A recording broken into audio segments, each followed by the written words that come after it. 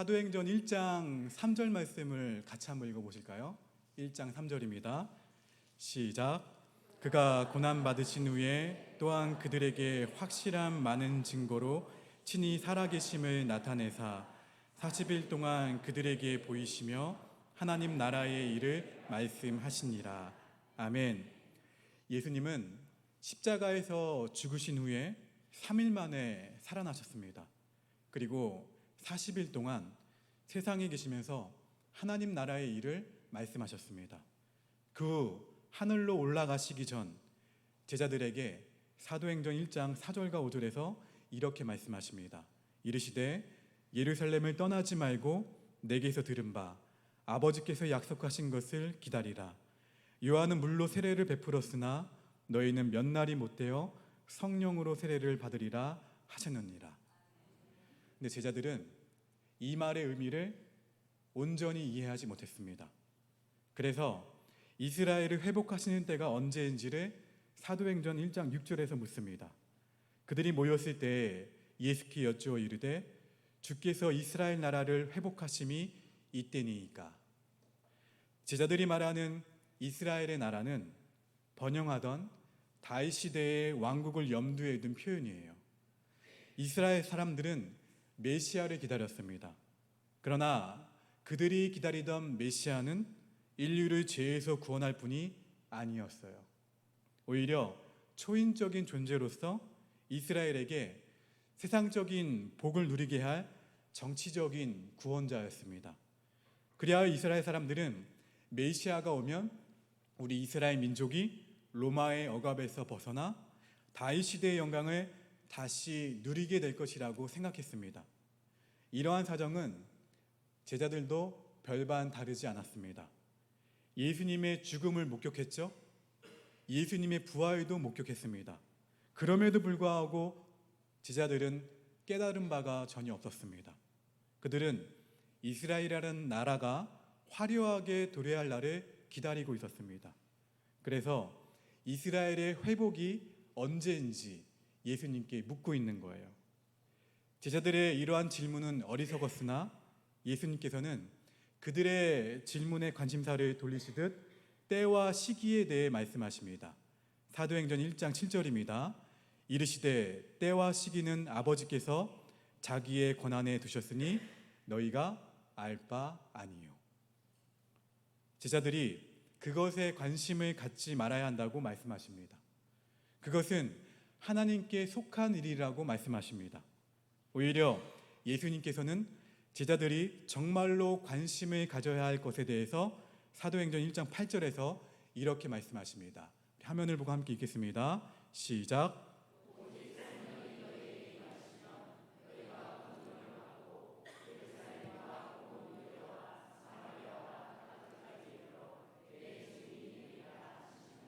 아멘.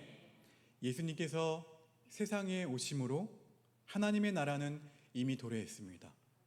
그리고 예수님이 다시 오시는 날에 완성될 것입니다. 그러나 제자들이 생각하던 하나님 나라와 예수님이 바라본 하나님 나라는 달랐습니다. 예수님께서 회복하실 나라는 새 이스라엘입니다. 그것은 이 세상의 땅과 제도 위에 이루어지는 육적인 왕국이 아니라 각 사람의 심령 가운데 이루어지는 영적인 왕국이었습니다. 구약의 이스라엘은 창과 칼과 재물로 이루어졌지만 새 이스라엘은 그런 것으로 오는 나라가 아니었습니다. 다윗의 보좌는 예수님께로 영원히 계승될 것인데 그것은 성령이 오심으로 임하는 나라예요. 그래서 예수님께서는 사도행전 1장 8절에서 오직 무엇이 임하면요? 성령이 너희에게 임하시면 너희가 무엇을 받고요? 권능을 받고 예루살렘과 점점 커지죠. 온 유대와 사마리아와 어디까지요? 땅끝까지 이르러 무엇이 된다고요? 내 증인이 된다 말씀하셨습니다. 그러나 제자들은 이 말씀의 의미를 분명히 알지 못했어요. 그럼에도 불구하고 제자들은 사도행전 1장 4절에서 예수님께서 말씀하신 대로 하나님께서 약속하신 바를 기다리라는 말씀에 순종했습니다. 제자들은 마가의 다락방이라고 불리는 곳에서 기도하며 기다렸습니다. 오순절이 되었습니다. 호련히 하늘로부터 급하고 강한 바람 같은 소리가 들렸습니다. 그리고 각 사람 위에 불의 혀처럼 갈라지는 것들이 임했습니다. 성령이 오신 것입니다. 사도행전 2장 1절부터 4절까지의 말씀을 화면을 보고 함께 읽겠습니다. 시작.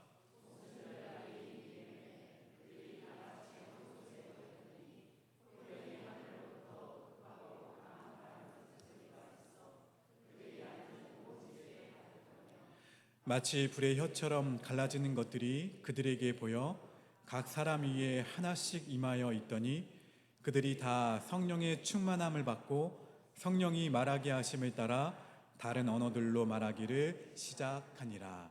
아멘. 성령은 어떻게 임하셨다고요? 호련히.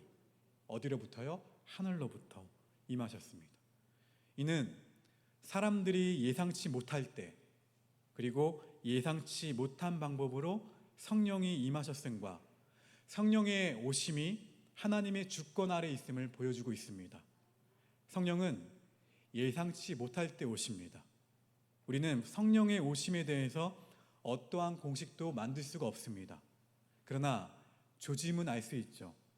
사람의 마음에 세상의 자랑과 세상의 욕망이 사라지고 하나님과의 깊은 교제로 들어가기를 바라는 치열한 갈망이 기도로 변할 때 성령이 오십니다.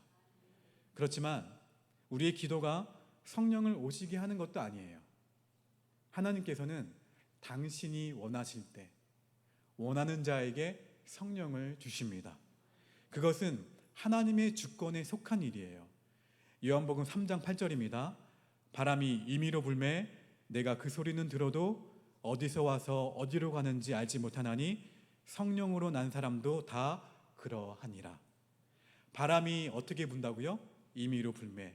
그 소리는 들어도 어디에서 와서 어디로 가는지 알지 못하나 하나님께서는 당신이 원하시는 사람의 마음에 성령의 충만함을 부어주십니다. 할렐루야. 오순절의 성령은 불의 혀와 같은 형상으로 각 사람에게 임했습니다. 성경에서 이 불은 하나님의 임재를 상징합니다. 출애굽기 3장 3절과 4절입니다. 같이 한번 읽어볼까요? 화면을 보고요. 시작. 이에 모세가 이르되 내가 돌이켜 가서 이 큰 광경을 보리라. 떨기나무가 어찌하여 타지 아니하는고 하니 그때에 여호와께서 그가 보려고 돌이켜 오는 것을 보신지라. 하나님이 떨기나무 가운데서 그를 불러 이르시되 모세야 모세야 하시매 그가 이르되 내가 여기 있나이다. 아멘.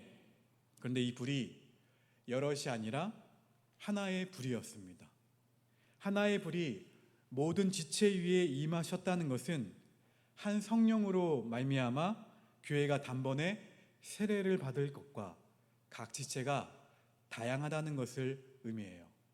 우리 옆 사람을 보실까요? 나와 똑같이 생겼습니까? 아니죠. 또 오래도록 같이 사신 부부도 어떻습니까? 전혀 달라요. 왜요? 각 지체가 다양해요. 하나님께서 다양하게 창조하셨어요. 다시 말하면 서로 다른 사람들이 성령의 내주하심 안에서 하나로 연합한다는 말씀이에요. 곧 연합의 통일성과 또 개별성이에요. 오순절 성령이 임하신 사건은 오늘날 우리가 경험하는 성령 충만과는 구속사에서 차지하는 위치가 다릅니다.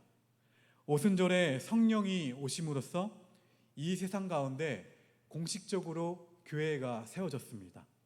물론 구약 시대에도 교회는 있었어요. 하나님께서는 출애굽한 이스라엘 백성을 시내 사원에 세우셨습니다. 그리고 친히 그곳에 임하셨고 율법을 주셨어요. 공교롭게도 그때도 첫 유월절이 지나고 50일째 되는 날이었습니다. 그리고 예수님과 예수님의 사랑하는 제자들의 모임도 교회라고 할 수 있습니다. 그러나 오순절 성령이 오심으로써 예수님과의 이 견고한 연합을 이룬 교회가 공식적으로 출범했습니다. 예수님께서 십자가에서 못 박히시고 부활 승천하신 후에 성령이 오셨습니다. 성도 안에 오신 이 성령은 그 성도를 교회의 머리이신 예수님께 어떻게 할까요? 접붙이는 거예요. 이처럼 예수님과 성도의 연합은 성령을 통해 이루어집니다. 이 연합을 기초로 보이는 교회가 이루어지는 거예요. 이 일은 공동체적으로 이루어집니다. 일어나요. 다시 말하면 이미 예수님께 접붙여진 공동체 속으로 내가 들어가는 것입니다. 그렇게 성도는 다른 성도들과 영적으로 한 몸을 이룹니다. 이것이 보이지 않는 교회예요. 여러분들이 교회잖아요. 성령이 내주하신 각 사람이 교회입니다. 이것이 보이지 않는 교회예요. 강림하신 성령은 교회를 교회되게, 교회를 참으로 교회되게 하십니다. 교회 안에 이 풍성한 성령의 은혜가 있을 때 교회는 성도들이 서로를 어떻게 할까요? 사랑해요. 우리 함께 고백하실까요? 성령 안에서 사랑합니다. 성도를 사랑하게 돼요. 성령이 충만하면 서로가 서로를 사랑하게 되어 있어요. 또 가장 먼저 누구를 사랑하게 될까요? 하나님을 사랑해요. 성령 충만하면 하나님을 사랑합니다. 또 교회의 성도들뿐만 아니라 세상의 사람들도 사랑하게 됩니다. 그로 인해 교회는 하나님께서 맡겨주신 사명을 충실히 감당할 수 있는 참된 교회가 되는 것입니다. 성령은 영원히 교회를 떠나지 않습니다. 구약시대의 성령은 기름 부어 세워진 자에게 임했어요. 그건 대부분 하나님의 사역을 위해서였습니다. 어떠한 사람에게 특정한 사역을 수행할 수 있도록 성령을 통해 능력과 은사를 주신 거예요. 그리고 그 사역이 끝이 나면 성령은 그에게서 떠나갔습니다. 구약에서는요. 그러나 신약 시대에는 그렇지 않습니다. 이것은 영원히 우리와 함께 하겠다라는 예수님의 약속을 따른 것입니다. 마태복음 28장 20절 말씀을 함께 읽겠습니다. 시작. 내가 너희에게 분부한 모든 것을 가르쳐 지키게 하라.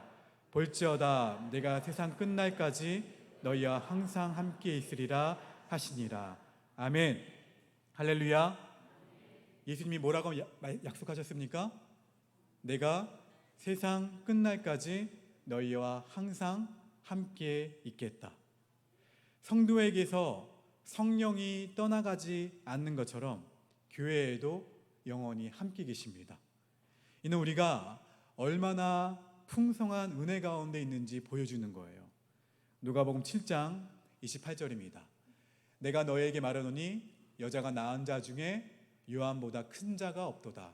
그러나 하나님의 나라에서는 극히 작은 자라도 그보다 크니라. 세례 요한이 구약의 마지막 선지자임을 생각한다면 신약의 성도들이 받은 이 성령의 경험은 정도에 있어서 구약 시대를 능가합니다. 세례 요한을 능가한다는 거예요. 우리는 이 충만한 은혜 가운데 살고 있습니다. 그러니까 성령이 오신 사건은 하나님께서 세상을 창조하신 것 이후로 가장 중요한 일이라고 할 수 있습니다. 어떠한 의미에서 본다면 예수님께서 십자가에서 못 박혀 죽으시고 부활하신 것도 결국은 성령 강림 사건을 도입하게 하기 위한 것이었다고 볼 수가 있어요. 오순절 성령 강림은 사람들이 단순히 하늘의 능력을 받은 사건이 아니에요. 이 사건은 예수님을 뒤이어 제2의 보혜사가 오신 일입니다. 그리하여 예수님께서 세상에 있었더라면 반드시 하셨을 그 일을 누구로 하여금? 교회로 하여금, 성령 안에서 행하게 하기 위한 토대를 놓으신 거예요. 제자들은 예수님께서 다시 살아나신 것을 보았음에도 불구하고 여전히 육적인 이스라엘의 회복을 갈망하고 있었습니다.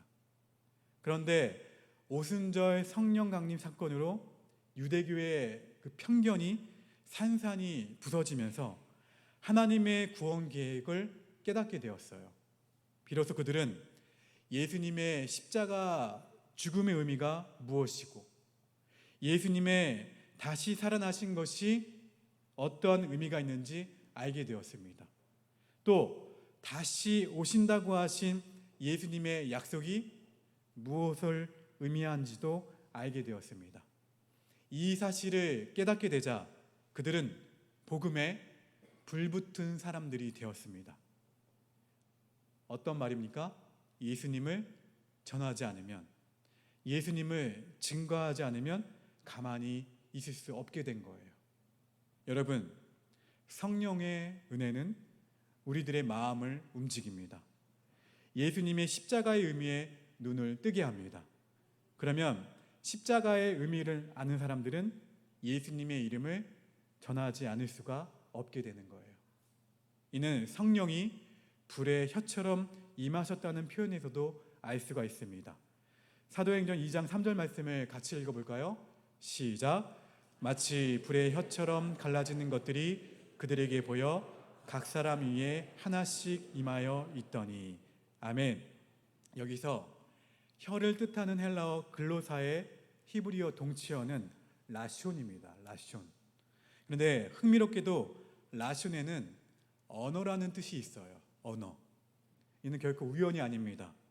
성령이 성도 안에 내주하시면 인간의 언어들을 통해 예수님의 복음이 전파될 것을 보여주고 계십니다. 언어를 통해 전파될 내용은 곧 십자가에서 이루어진 예수님의 죽음과 예수님의 부활이에요. 하나님께서 하나님의 나라를 세우시는 방법은 말씀의 전파를 통해서입니다. 성령이 임하시면 예수님을 믿는 사람들은 예수님의 증인이 됩니다. 예루살렘에서도 유대에서도 사마리아에서도 모든 땅에서 그들이 증인이 될 때 하나님의 나라는 확장이 되는 거예요. 그래서 성령이 불의 혀같이 강력하게 임하셨을 때 제일 먼저 일어난 일이 무엇인 줄 아십니까? 무엇일까요? 병이 나았을까요?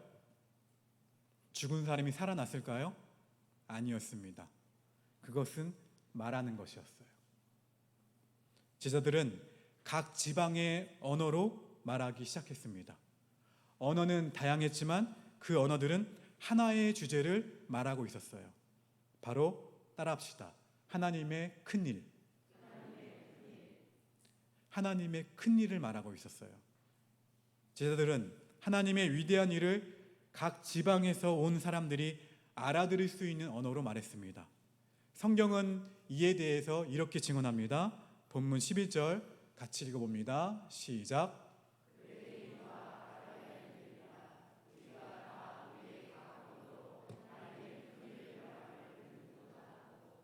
하나님의 큰일이 무엇입니까?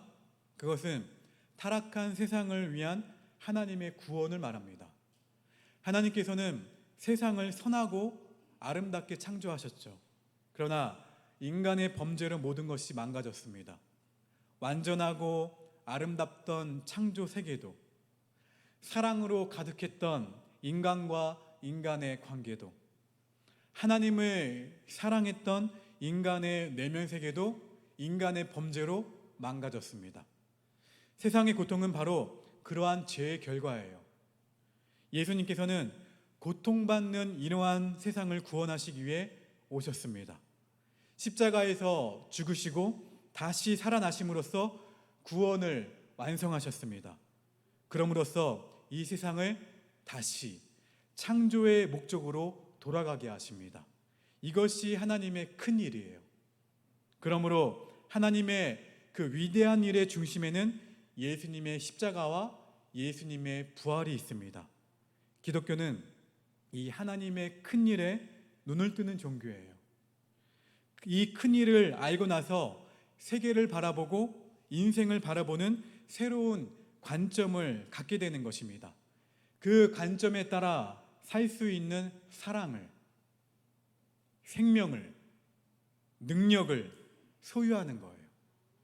이 세계를 향한 하나님의 경륜과 하나님의 구원의 계획, 더 나아가 세계의 완성에 이르는 것이 무엇인지를 아는 거예요. 이 모든 일은 성령이 오심으로 우리에게 분명히 알려졌습니다. 그런데 예수님께서 부활하셨지만 제자들은 십자가의 의미를 분명히 알지 못했습니다. 그러다가 성령이 임하시면서 그들의 눈에 있던 비늘이 벗겨졌습니다. 예수님이 진짜 누구신지, 십자가의 의미가 진짜 무엇인지 찬란한 빛으로 드러났습니다.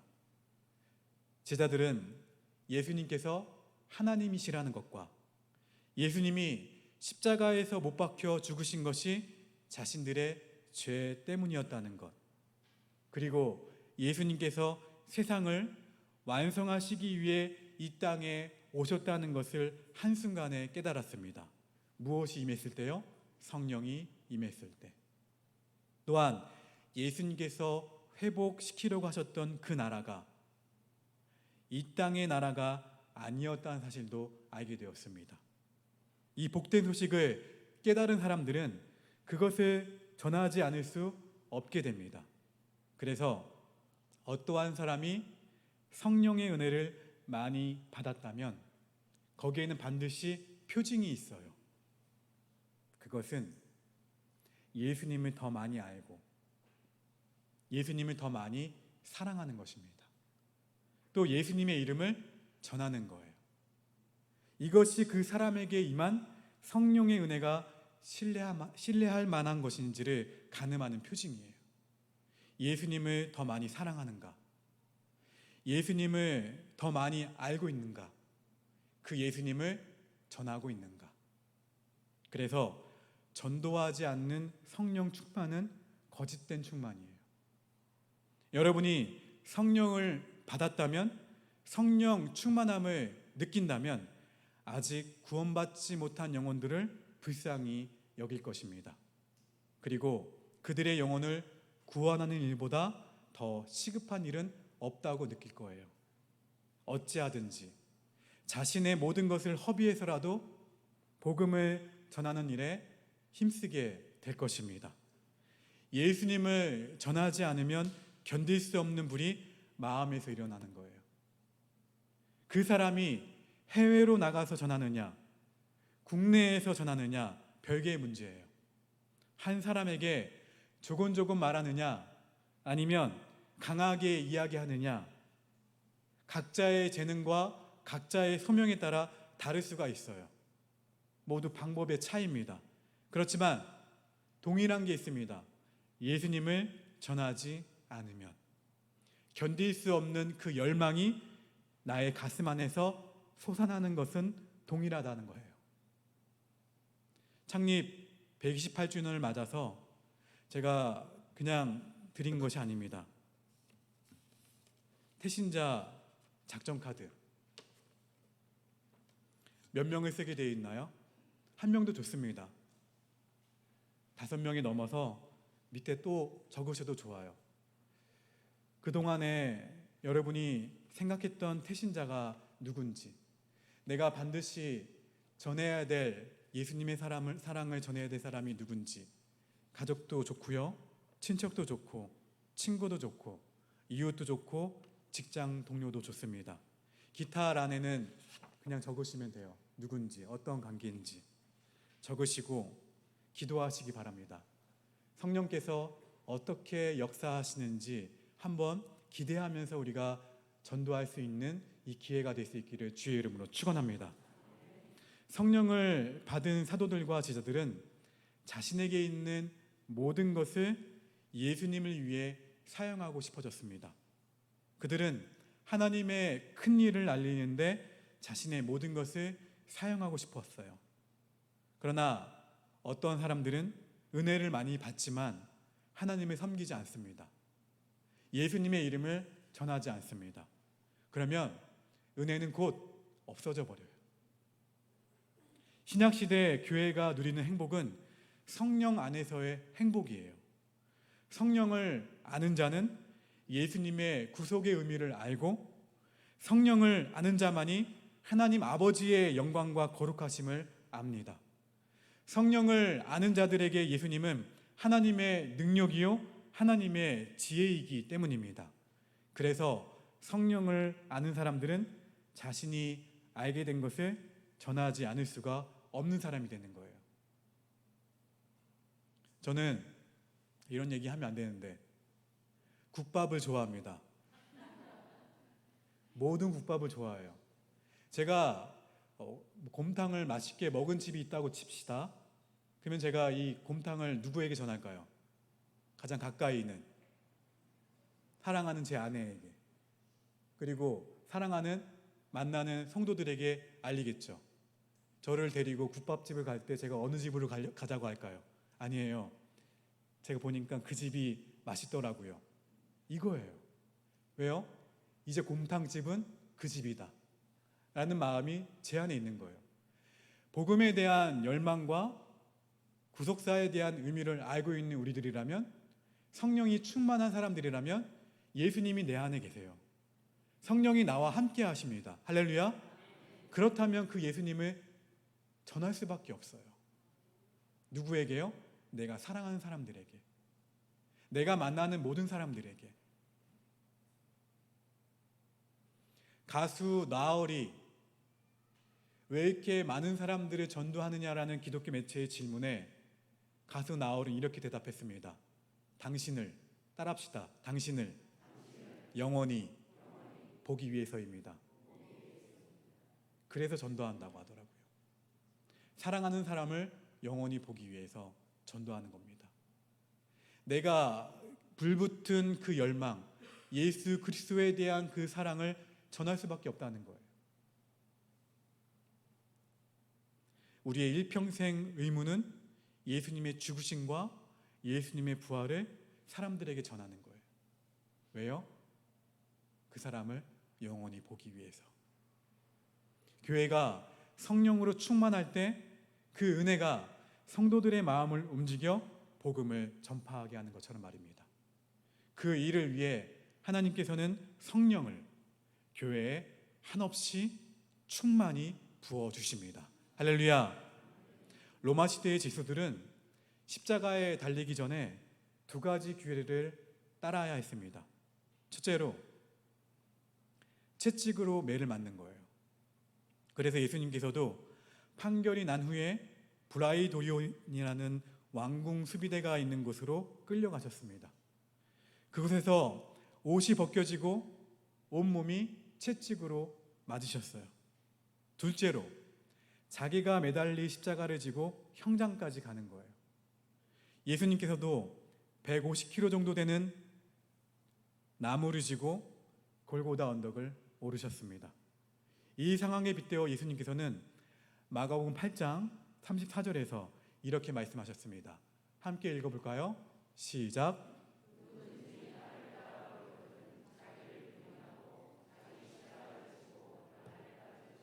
할렐루야. 우리에게 주님을 위한 십자가가 있습니까? 주님을 위한 헌신이 있습니까? 주님을 섬기는 삶이 있습니까? 진정으로 예수님의 십자가 사건을 알고 예수님의 구원의 은혜를 아는 사람들은 무의도식하지 않습니다. 성령이 그렇게 살도록 내버려 두지 않으시기 때문에 그렇습니다. 교회는 성령으로 충만해야 합니다. 늘 주님만을 바라보시기를 축원합니다. 옆 사람에게 고백합시다. 주님만을 바라봅시다. 성령 충만은 능력만을 말하는 것이 아니에요. 은사만을 말하는 것이 아닙니다. 누구를 바라보는 거예요? 언제요? 주일만? 매일, 매 순간 주님을 바라보는 게 성령 충만이에요. 할렐루야. 그 성령 충만, 주님을 바라봄으로 성령의 마음을 품은 교회가 되어야 됩니다. 예수님의 마음을 품은 우리 오폭교회가 되기를 주의 이름으로 축원합니다. 우리 옆 사람에게 또 고백합시다. 예수님의 마음을 품읍시다. 그때 교회는 복음을 전하고 영적으로 죽은 자를 살려내는데 모든 힘을 쓰게 됩니다. 자, 옆 사람에게 고백합시다. 태신자를 작정합시다.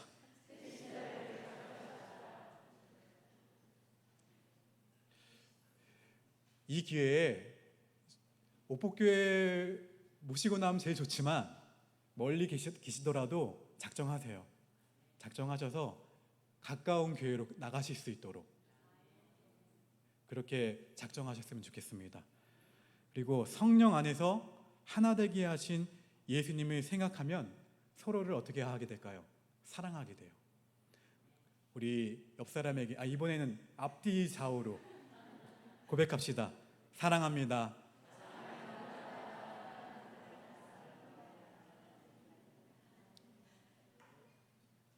이것이 오늘날 우리가 하나님 앞에 힘써야 할 큰일이에요. 큰일. 첫 번째 뭐였습니까? 예수님을 늘 바라보자. 그게 성령 충만이라고 했죠. 두 번째는요, 예수님의 마음을 품자. 세 번째는요, 태신자를 작정하자. 작정하고 전도해야 됩니다. 마지막은요, 성령 안에서 하나 되게 하신 것을 지키셔야 돼요. 사랑하자. 사랑. 이것이 오늘날 우리가 하나님 앞에서 힘써야 될 큰일입니다. 하나님께서 그러한 우리에게 성령의 은혜를 주시는 이유이기도 해요. 자, 고린도전서 4장 1절과 2절 같이 읽어봅니다. 마지막입니다. 시작. 하나님의 비밀을 맡은 자로 여길지어다. 그리고 맡은 자들에게 구할 것은 충성이니라. 아멘. 오늘 말씀을 생각하시면서 주신 말씀처럼 살아가겠습니다. 그런 마음 담아 함께 찬양하고 예배를 마무리하겠습니다.